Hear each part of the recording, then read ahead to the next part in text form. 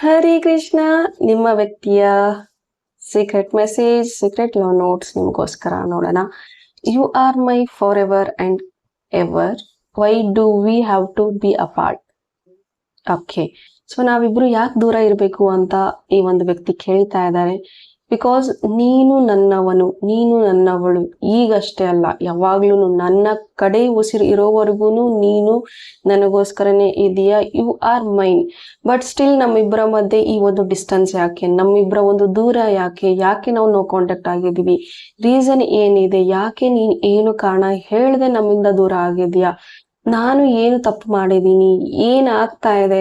Still ನಮ್ಮಿಬ್ಬರ ಒಂದು feelings genuine ಆಗಿದೆ, ಇಬ್ಬರು ಒಟ್ಟಿಗೆ ಪ್ರೀತಿಸ್ತಾ ಇದ್ದೀವಿ, ಹಾರ್ಟ್ ಟು ಹಾರ್ಟ್ ಕನೆಕ್ಷನ್ ಇದೆ, ಎಫರ್ಟ್ ಕೂಡ ಅಷ್ಟೇ ಹಾಕಿದ್ದೀವಿ. ಬಟ್ ಸ್ಟಿಲ್ ಯಾಕೆ ಈ ಒಂದು ದೂರ ಅಂತ ಈ ವ್ಯಕ್ತಿ ಕೇಳ್ತಾ ಇದ್ದಾರೆ.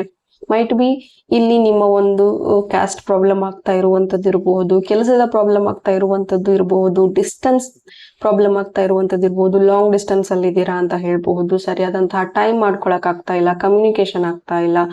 ಆ ಒಂದು ಕಾರಣದಲ್ಲೂ ಕೂಡ ಈ ಒಂದು ವ್ಯಕ್ತಿ ಯಾಕಿಷ್ಟು ದೂರ ಇದೀವಿ ಅಂತಾನು ಕೂಡ ಫೀಲ್ ಮಾಡ್ತಾ ಇದಾರೆ ಅಂತ ಹೇಳ್ಬಹುದು. ಅಥವಾ ಮದುವೆ ಕಮಿಟ್ಮೆಂಟ್ ಕೊಡೋದಕ್ಕೆ ಇಬ್ಬರ ಮನೆಯಲ್ಲೂ ಒಪ್ಕೊಳ್ತಾ ಇಲ್ಲ, ನಿಮ್ಮ ಇಬ್ಬರ ಒಂದು ಮದುವೆಗೆ ಒಪ್ಕೊಳ್ತಾ ಇಲ್ಲ. ಸೊ ಅದಕ್ಕೋಸ್ಕರ ನಮ್ಮ ಒಂದು ದೂರ ಯಾಕೆ ಅಂತಾನು ಕೂಡ ಈ ಒಂದು ವ್ಯಕ್ತಿ ಫೀಲ್ ಮಾಡ್ತಾ ಇದ್ದಾರೆ. ಓಕೆ, ಸೊ ನಿಮ್ಮಿಬ್ಬರ ಒಂದು ಡಿಸ್ಟೆನ್ಸ್ ಯಾಕಾಗಿದೆ ಅಂತ ಕಮೆಂಟ್ ಅಲ್ಲಿ ತಿಳಿಸಿ. Okay, God bless you.